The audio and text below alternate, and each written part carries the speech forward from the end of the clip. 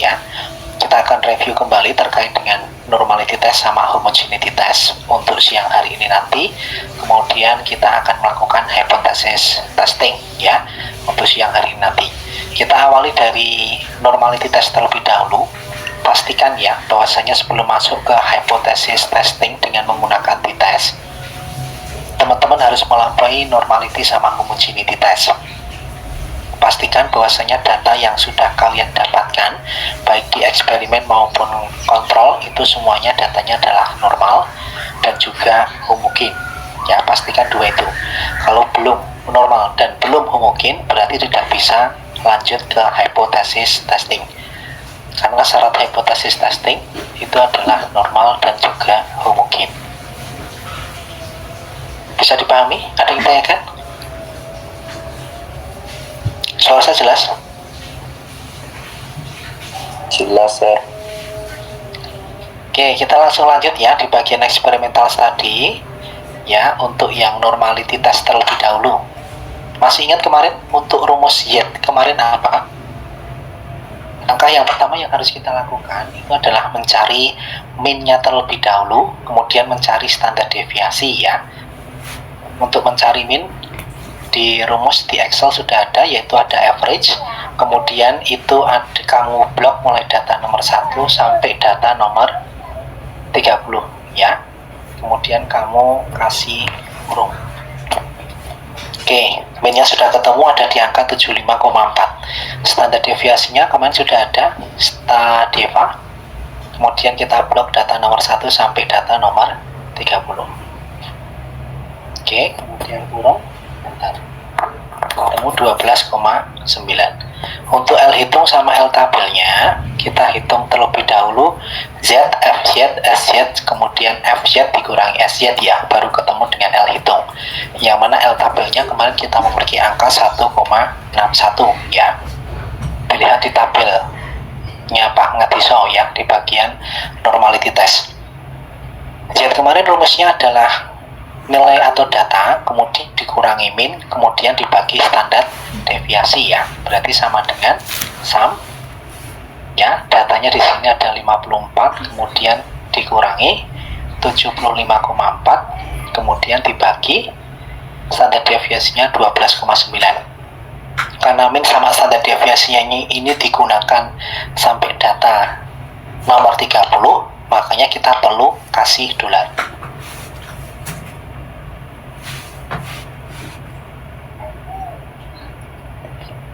Kita kurung. Ini untuk minusnya ini kita kasih koma dulu. Kurung, bukan kurung. Bentar ya. Ketemu di angka, nanti di belakang koma dikasih 3 aja. 3 angka di belakang koma. Kalau sudah ketemu 1, kemudian kita tarik langsung ke bawah, otomatis langsung dapat nilainya. Oke, kemudian FZ itu merupakan normal distribution ya. Kemarin sudah norms distribution dari Z ya. Oke, 3 angka di belakang koma. Kemudian kita tarik ke bawah. Oke, kemudian SZ, masih ingat kemarin rumusnya apa? Sama dengan sum ya, kemudian 1 ini dibagi 30 ya. Ini karena 30 nya dipakai ke bawah, makanya di sini dikasih dolar ya. Enter.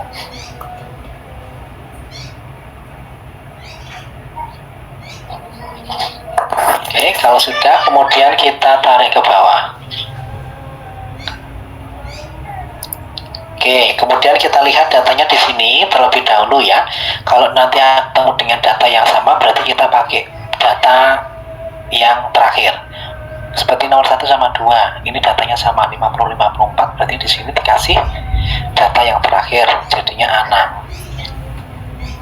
Kemudian ada lagi 60 sama 60, nomor 6 sama 7 ya, ini berarti pakai data nomor 7 ya, berarti pakainya A11. Oke, terus kemudian data 8 sama 9 itu berarti pakainya nomor 9. Kemudian ada lagi yang sama 12 sama 13 ya, pakainya 13. Terus kemudian ada lagi 17 18, ini pakainya 18. Kemudian ada lagi yang sama 22 sama 23 ya, 22 sama 23 pakainya 23. Kemudian 25 26 ya, ini berarti pakainya 26, jadinya 30 ya. Oke ya, kalau sudah kemudian kita lihat selisihnya di sini sama dengan sum FY dikurangi SY ya, dikurangi SY. Oke, sudah ketemu, kemudian kita tarik sekarang ke bawah. Oke, kalau sudah ketemu seperti ini, kemudian baru kita lihat Lmax-nya berapa sama dengan max. Nilai tertinggi ya, dari data nomor 1 sampai data nomor 30. Kalau sudah, kemudian kita kasih kurang, ketemu di angka 0,072 ya. Oke, ini berarti kita simpulkan based on the data above that LH 0,072 is lower than LT ya, 0,161. It can be concluded that the data, karena lebih rendah berarti datanya normal distribusi. It can be concluded that the data is in normal distribution. Nah, kesimpulannya ini ya, kalau sudah ketemu seperti ini, itu berarti nanti kalian bisa lanjutkan ke normality di bagian kontrol. Ada yang tanyakan? Bisa dipahami? Halo? Ada yang tanyakan? Bisa ya, kita lanjut ke kontrol ya. Caranya sama seperti tadi, kita mencari min-nya terlebih dahulu. Saya dengan average. Kita lihat datanya nomor 1 sampai data nomor 30 ya. Kemudian di kontrol, ketemu di angka 70,88.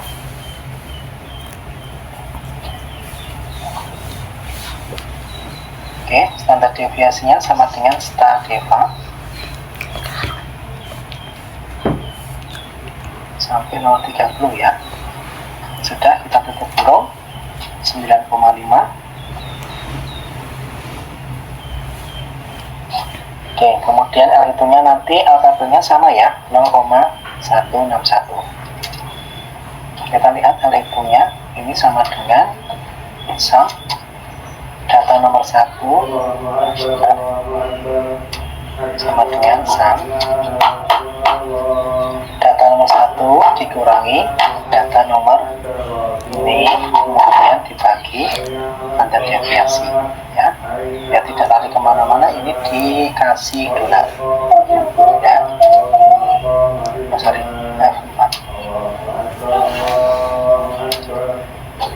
Oke, kemudian kalau sudah kita tutup kurung, jangan lupa kurungnya ada 2 ya, minusnya kita kurung, kemudian baginya kita kurang. Oke, kalau sudah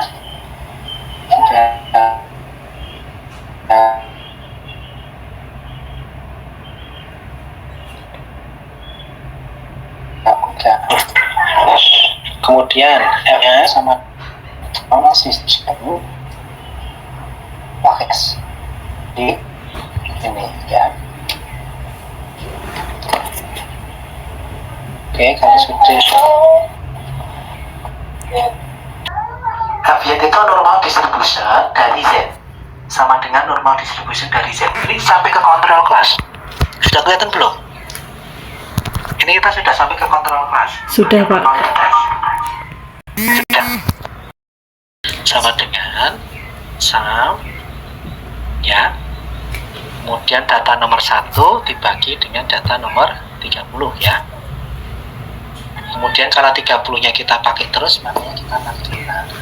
Nah, kemudian kurung, enter.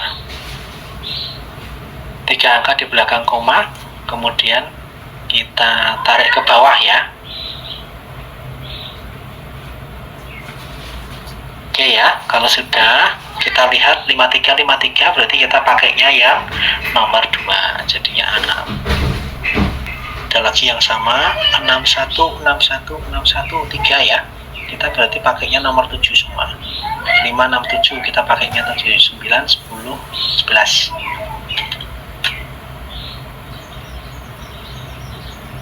Sama, ini nomor 10 jadi nomor 11. Oke, kemudian ada lagi yang sama 70-nya so banyak banget ini, 70 datanya pakai di nomor 17 ya, berarti 17 itu berarti A21.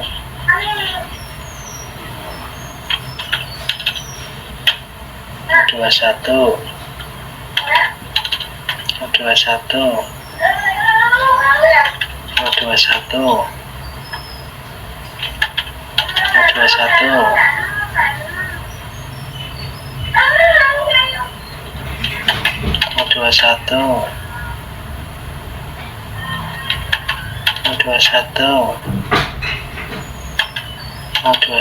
ya. Oke, 75-nya ada 2, pakainya berarti 19 ya. 023. Terus kemudian 76-nya kita pakai yang angka 21 berarti 25.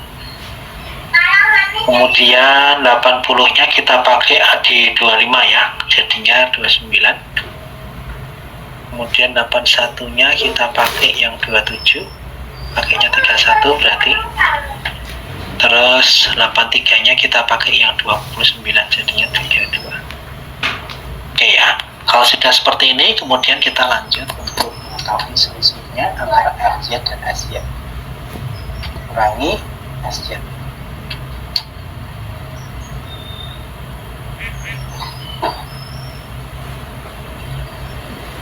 Oke ya, kalau sudah, kemudian kita tarik ke bawah. Oke, kemudian kita lihat di sini nilai maksimalnya berapa.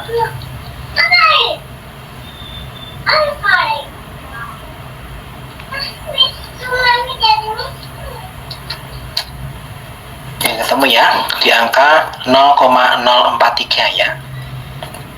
Ini berarti kesimpulannya kita copy aja yang ada di eksperimen. Untuk LH-nya ada di angka 0,043. Kemudian 161 berarti normal ya distribusi. Bisa dipahami untuk normalitas? Ada yang tanyakan?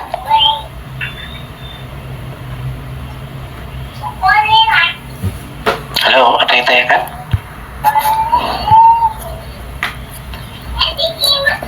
Jelas, suara saya masih jelas? Halo? Halo, suara saya masih jelas? Masih, Pak. Ada yang tanyakan? Silakan. Belum, Mbak. Oke, lanjut ya sekarang ya. Kalau nggak lanjut, kemudian kita langsung masuk ke homogeneity test ya. Yang kita cari di sini adalah FH sama FT ya. Kemudian nanti kita buat kesimpulan ya. Kalau nanti FH-nya itu nanti lebih kecil dibandingkan dengan FT, itu berarti homogenis ya. Bentar. Kalau nanti FH-nya, F octane-nya atau FH-nya, saya tulis FH aja. F hitungnya itu lebih kecil dibandingkan dengan F tanggal, itu berarti homogenis misalnya. HO-nya septic. Tapi kalau FH-nya ini nanti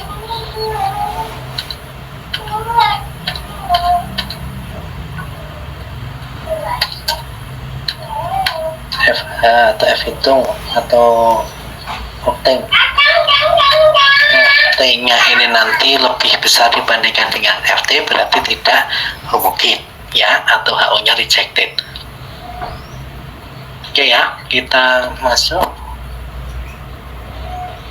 Untuk mencari FH sama FT-nya, ya itu kita sudah punya di sini ada tuh F-test ya.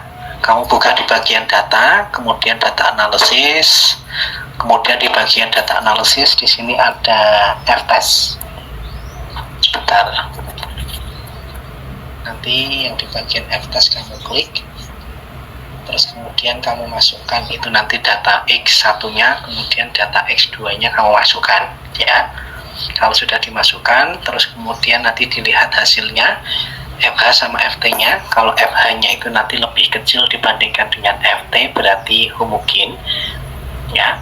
Kemudian kalau nanti datanya itu FH-nya itu nanti lebih besar dibandingkan dengan FT, itu berarti tidak homogen. Nah, kalau nanti tidak normal dan tidak homogen, terus bagaimana? Apakah bisa masuk ke hipotesis testing? Tidak bisa masuk. Syarat untuk hipotesis testing itu datanya harus normal dan juga harus homogen. Kalau tidak normal dan tidak homogen, ya berarti nanti kalian harus mencari data kembali ya.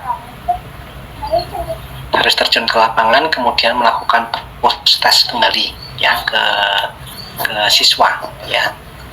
Tapi kalau dilihat dari selisih antara F tabel sama F hitungnya itu jauh biasanya. Jadi memang mayoritas normal dan mayoritas homogen. Cuman yang di bagian hypothesis testing itu nanti bisa signifikan, bisa tidak. Ya. Kita masuk di sini untuk homogeneity test, kita pakainya adalah F-test to sample of varian ya. Oke, kemudian kita masukkan varian yang pertama atau X1-nya kita blok. Kemudian untuk F2-nya itu kita pakainya ini ya, X2, kita blok. Oke, kemudian labelnya kita centang, outputnya kita taruh di sini ya, outputnya. Kemudian klik OK, udah temu. Kemudian tinggal kita rapikan.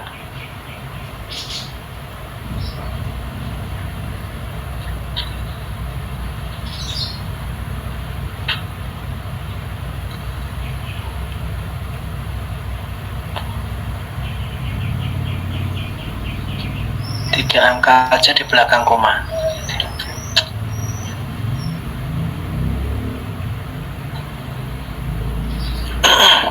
Oke, kita bisa lihat ya di sini ya. Untuk F hitungnya itu ada di angka ini. Ini F hitungnya. Ya, kemudian F tabelnya untuk wantil kita di angka ini. Ya. Kita bisa lihat di situ F hitungnya itu lebih kecil dibandingkan dengan F tabel ya. Itu berarti kita bisa simpulkan FH-nya sama dengan 1,843.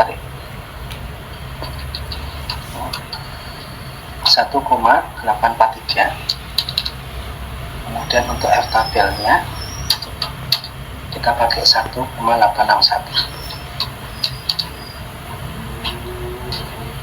Oke ya, berarti kita bisa simpulkan di sini based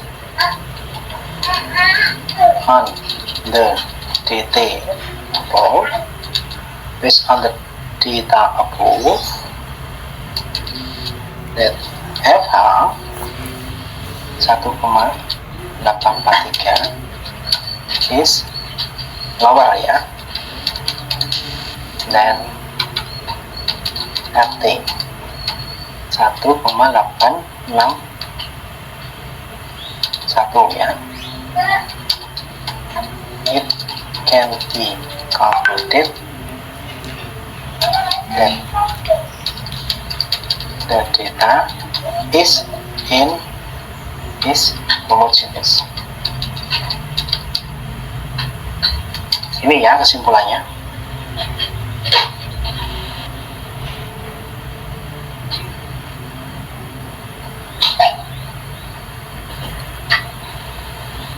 Oke, saya dipahami? Ada yang tanyakan?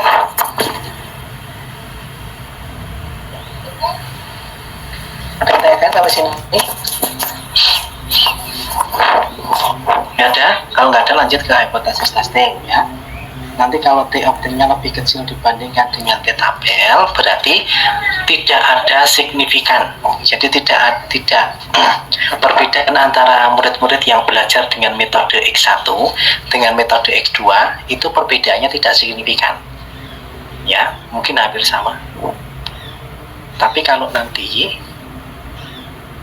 T obtainnya ini lebih besar dibandingkan dengan T tabel, berarti murid-murid yang belajar dengan menggunakan metode X1 dengan metode X2 itu perbedaannya signifikan.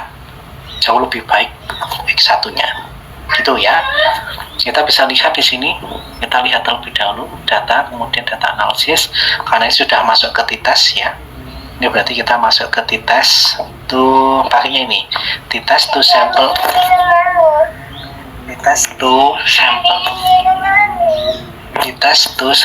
assuming equal varian ya. Kita pakainya ini.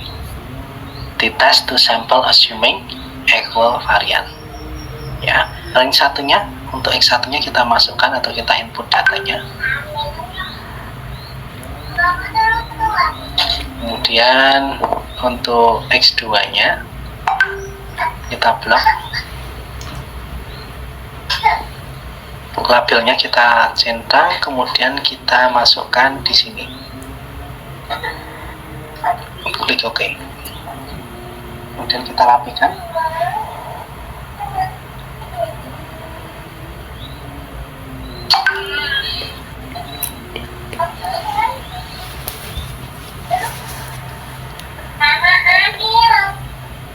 Kemudian kita rapikan ya, 3 angka di belakang koma.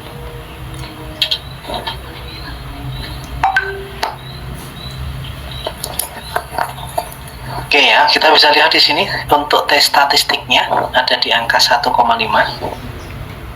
Kemudian totalnya kita memiliki angka 2 ya. Ini mengindikasikan bahwasanya T obtainnya ini lebih kecil dibandingkan dengan T tabel. Maksudnya bahwasanya, jadi konklusinya seperti ini. Based on the data above,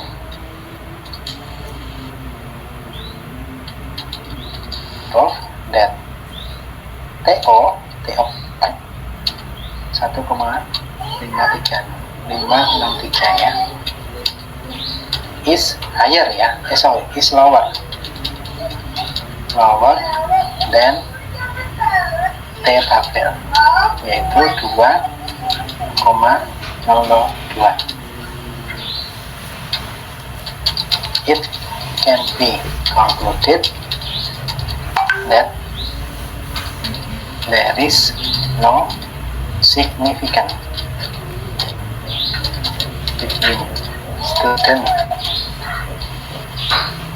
taught by using X1 and thus taught by using X2. Ini ya simpulannya. Jadi orang atau siswa yang belajar dengan menggunakan metode X1 itu tidak jauh beda ya, atau perbedaannya tidak jauh dengan mereka yang belajar dengan menggunakan X2 ya. Itu hasilnya dari data ini. There is no significant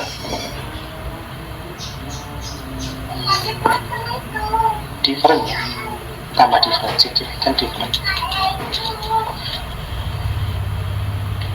There is no significant difference between students who are taught by using X1 and those taught by using X2. Oke ya, ini merupakan kesimpulan dari eksperimental tadi. Ada yang tanyakan? Kalau sudah sampai sini berarti sudah selesai penelitiannya ya. Nanti tinggal kamu deskripsikan di chapter 4 dan juga di chapter 5. Ada yang tanyakan? Silakan.